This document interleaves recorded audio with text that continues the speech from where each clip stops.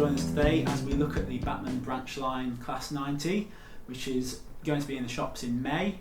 And we've got the three models here that are going to be available when they come out. We've got 32610, which is the Class 90 in INTERCITY Swallow livery. That is named Financial Times. We've got 32611, which is the RAILFREIGHT distribution sector model. And we've got 32612, which is the Freightliner Power Hall in the latest Freightliner livery. So, unboxing the INTERCITY version here. Always best on a flat surface so you don't lose anything. Inside we've got some details about the Bachmann Collectors Club. We've got some pretty comprehensive instructions covering the fitting of the detailing parts. We can take a look at the buffers in further detail later on. We have the front valance, which fits in place of the coupling if you don't wish to use the coupling. We've got details on the light switches for analogue users, the Pantograph, and then the fitting of the DCC decoder. On the box here we do have a little warning because the Pantograph operates via a servo, so you need a specific decoder that can operate and is configured for the servo motor to operate that successfully and without damaging anything. We do have coming out at the same time as the model the 36569 decoder configured specifically for the Class 90, and you'll plug that in and be able to use the Pantograph straight away. No CVs to set for you or anything like that, so plug and play, nice and easy. We do have with the instructions some DCC information. If you're going to be fitting a sound decoder, the model does have a speaker pre-fitted, again for your ease. But if you do fit the sound decoder, you'll need to make sure the CVs are configured for the servo operation. We've got all the values required here for the ZEMO and ESU decoders, which have the servo operation function. So that's all in the box, nice and easy for you. So this model is named Financial Times, and we have the etched nameplates in the box there if you wish to fit them over the printed versions. Standard sort of box here. We've got the protection for the Pantograph. Obviously it's quite detailed and quite delicate, so I don't want to be damaging that in transit. And there we go. So we'll start by fitting the decoder. Again, there are comprehensive instructions for doing so, but it's a very simple process. You just need a screwdriver.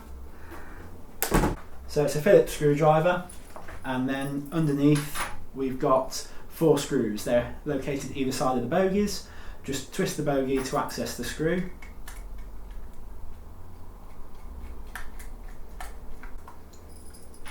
Right, so on the flat surface, just making sure we don't lose the screws if they fall out there. And then we can remove the panel carefully, taking care especially of the wire detail on the roof panel there.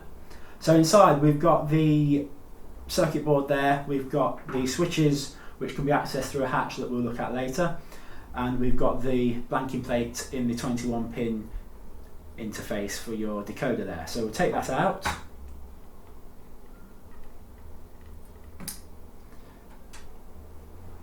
And then we've got the decoder here, 36569, that's configured specifically for the Class 90 locomotive, and we'll pop that in, obviously making sure that we've got the pin orientation correct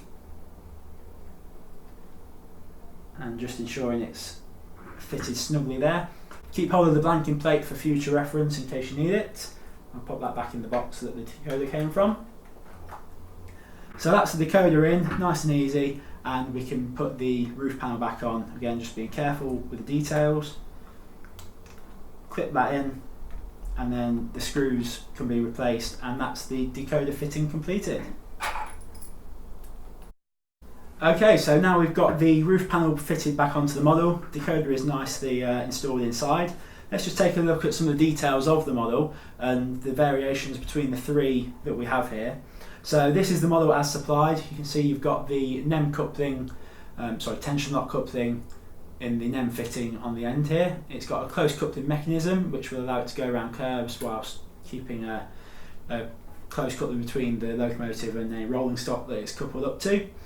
If you don't require the coupling on one or both ends, that can be removed, and as you can see on these examples, we fitted the piece of valance to fill the gap that's required for the operational coupling, and also you can then fit all the detailing parts. So you've got the pipes, the dummy coupling, and the electrical connections there. With the INTERCITY model and the RAILFREIGHT distribution model, they're both fitted with the retractable buffers. So when they were coupled up to some stock, they may have retracted the buffers, and we can do so on the model simply by pushing them in and turning them by 90 degrees. Both ends have that feature. They are sprung along with the retraction option. And on the Freightliner version, this is a freight locomotive, so fitted with the freight buffers, which don't retract, but again they are sprung. So see the differences in detail between the various locomotives being modelled. For the light switches, there is a hatch on the roof which can be removed to access the light switches if you're using the model on analog control, or if for any reason on DCC control you wish to turn the lights off altogether. So it's this hatch here which simply unclips from the roof section. And then in there we have the 3 light switches. Now, light switch 1 operates the day or night mode. Light switch 2 operates the directional lights at just the non-pantograph end, so they can be on or off. And light switch 3 does the same at the pantograph end. So if you're pulling a train and you want to turn off the tail lights because they wouldn't have been switched on next to a carriage or a wagon, then you can do that with these switches. Using a small screwdriver, quite simply just clip the switch over to your preference, and then once you've completed the job, the panel can just be clipped back on. Now with the pantograph itself, if you're using the model on analog control, you do have the option of the pantograph being up or down. There is simply a clip here. Again, a small screwdriver is probably the best way to do it carefully, and we just release the pantograph from the clip, and that is now in the raised position. With the clip, it's simply a case of pushing the pantograph fully down, and you'll feel it locate over the clip, and there you've got the lowered position. If you're using the model on DCC and you wish to use the servo operated pantograph, then it is required that you unclip the pantograph before you can use it, otherwise the servo won't be able to operate it up or down. So again, just a simple release with a screwdriver or with a fine instrument, and that will now be ready to go on the track, and we can start to play with the pantograph. Now we've got the decoder fitted to our Class 90, we can get it on the track and start playing with the pantograph and the lights. So, placed on the track. Before we apply power, we do need to unclip the pantograph, so again just a little release of the clip there.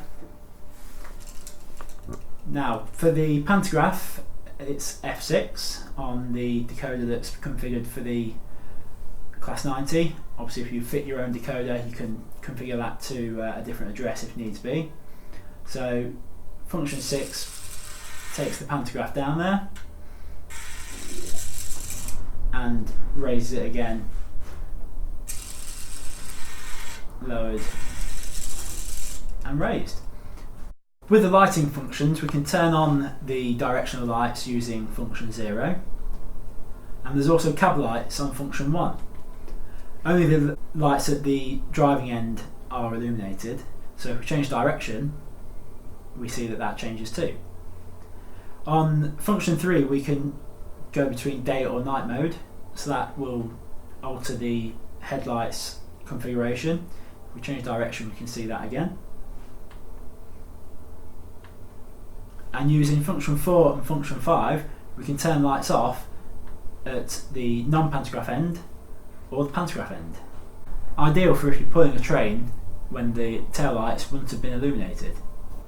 With the Class 90s arriving soon, be sure to place your order today with your local Bachmann stockist. And for DCC modelers, remember to look out for the Class 90 decoder, giving you the full functions of lights, servo operated pantograph, and it even has the brake function to give you ultimate driving control. That's the Bachmann Class 90s, electrifying a layout near you soon.